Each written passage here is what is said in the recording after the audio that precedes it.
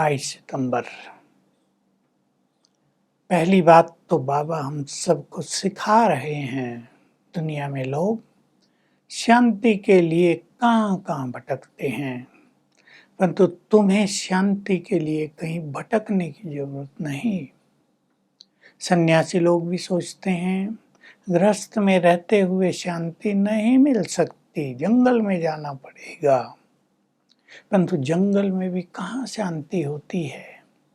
बाबा तुम्हें सत्य ज्ञान देते हैं, तुम घर गृहस्थ में रहते गहन शांति में रह सकते हो।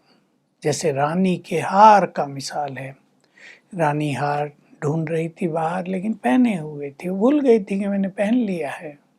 तुम भी भूल गए हो कि हम आत्माएं हैं और आत्मा का मूल संस्कार शांति है। इसलिए अपने स्वधर्म में स्थित हो जाओ।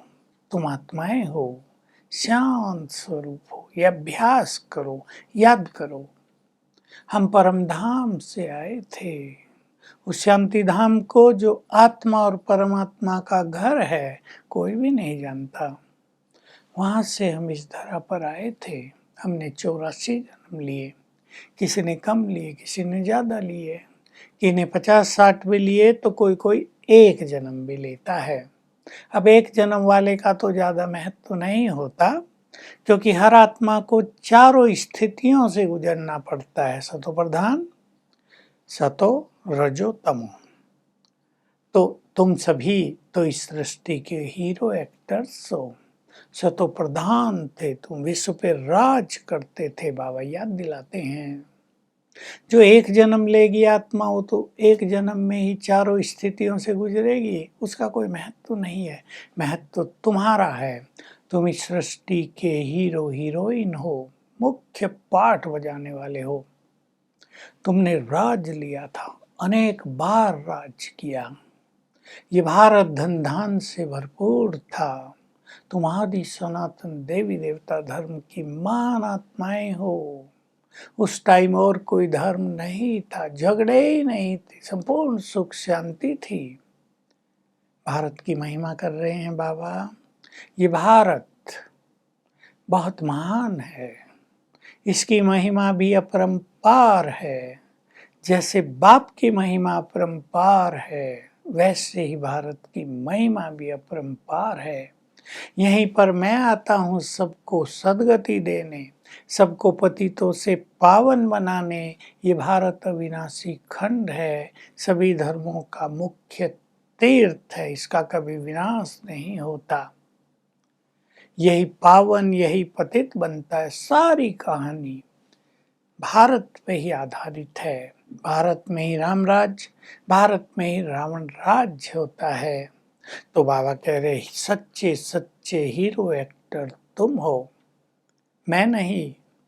मेरा तो हुनर है, मेरी तो कला है पतितों को पावन बनाने की। देखो बाबा कितना अपने को निरंकारी बना देते हैं। मैं राज नहीं करता, मैं एक ही बार आता हूँ, मैं बार बार पार्ट नहीं बजाता, मैं कल्प के संगम युग पर ही आता हूँ। वास्तव में सबसे बड़ा पार्ट तो उसका ही है, जो हमें हीरो पार्ट धारी बना देता है। तो बाबा कह रहे, मैंने आकर ये रुद्र ज्ञान यज्ञ रचा है।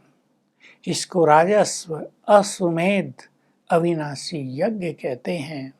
इसमें तुम सभी ने अपने अश्व स्वाहा कर दिए। अश्वमाना ये शरीर, और इस अविनाशी गीता ज्ञान यज्ञ में सारी दुनिया के ही शरीर रूपी अश्व स्वाहा हो जाएंगे। तो इससे ये भारत स्वर्ग बन जाएगा, तुम पावन बन जाओगे, तुम सारे विश्व पर राज करोगे। तो इस यज्ञ में तुम ब्राह्मणों की बहुत जरूरत है। यज्ञ को संभालने के लिए, यज्ञ में कार्य करने के लिए, भोजन बनाने के लिए पवित्र ब्राह्मणों की जरूरत है।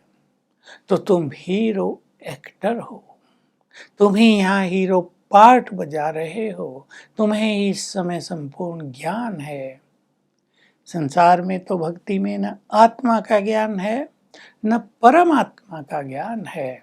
भगवान के बारे में कुछ भी कह देते हैं, बाबा कह रहे मैं तो मनुष्यों में ही नहीं हूँ तो जीव जंतु पत्थर ठिक्कर में कैसे हो सकता हूँ।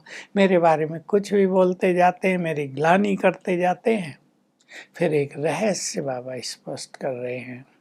ब्रह्मा बाबा को देखकर लोग कहते हैं इनके तन में भगवान क्यों आते हैं, क्या दूसरे का तन नहीं ले सकते। तो तुम उनको समझाओ कि यही सतयुग के आदि में श्री कृष्ण थे, वही बड़े होकर नारायण बने थे। श्री कृष्ण ने ही पूरे 84 जन्म लिए हैं। वही आत्मा 84 जन्म लेकर जब अंत में आ जाती है तब उनके ही तन में मैं प्रवेश करता हूँ। मैं ही आकर इनका नाम ब्रह्मा रखता हूँ। तो जो आदि में था, जो पूज्य था, वही अंत में आकर पुजारी बन गया है। इसके तन में मैं आकर सबको पावन करता हूँ, फिर से पूज्य बनाता हूँ, भारत को स्वर्ग बनाता हूँ। तो जो पूरे 84 जन्म लेते हैं, जो कभी श्री कृष्ण थे, सबसे महान आत्मा, उसके अंत में, उसके ही तन में मैं आता हूँ। ये राज तुम्हें सबको समझाना है। लोग इस रहस्य को नहीं समझते हैं। तो हम हीरो एक्टर हैं, हमें हीरो पार्ट बजाने हैं, हमें इस पे चिंतन करना है। हीरो एक्टर्स हम यहाँ भी हैं संगम युग पर। जो यहाँ हीरो बनेंगे वही वहाँ हीरो पार्ट बजाएंगे। और यहाँ हीरो बनने का अर्थ है आत्माभिमानी हो जाना, जीरो बन जाना, अपने कर्मों पे बहुत ध्यान देना, अपनी एक्ट पे ध्यान देना, ये याद रखना कि सारा संसार मुझ हीरो एक्टर को देख रहा है, सारा संसार मुझे फॉलो करेगा। इसलिए मेरे कर्म, मेरे बोल, मेरे संकल्प इतने महान होने चाहिए जिसको फॉलो करके सभी के जीवन में सुख शांति आ जाए। आज का वरदान है मास्टर त्रिकालदर्शी बनकर हर कर्म युक्ति युक्त करने वाले कर्म बंधन से मुक्त आत्मा भव। कर्म मनुष्य को बांधते हैं, लेकिन बांधते तब हैं जब देह अभिमान में आकर मनुष्य कर्म करता है। हमें ऐसे स्थित होकर कर्म करें, साक्षी भाव में कर्म करें। मैं आत्मा हूँ, इन कर्मेंद्रियों से कर्म करा रही हूँ। शरीर तो मेरा वस्त्र है, ये मेरा माध्यम है।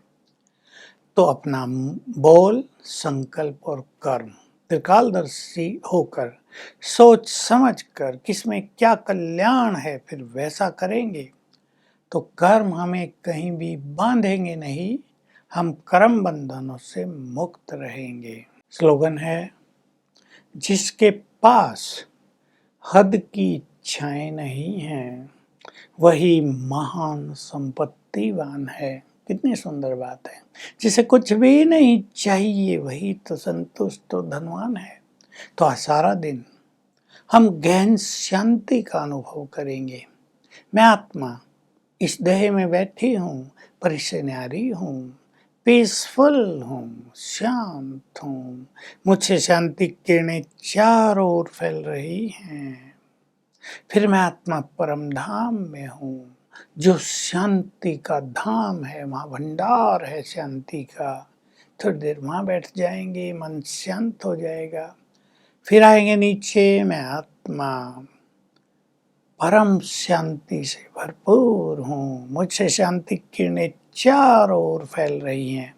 ये अभ्यास करेंगे, गहन शांति होगी, क्रोध समाप्त हो जाएगा। ओम शांति।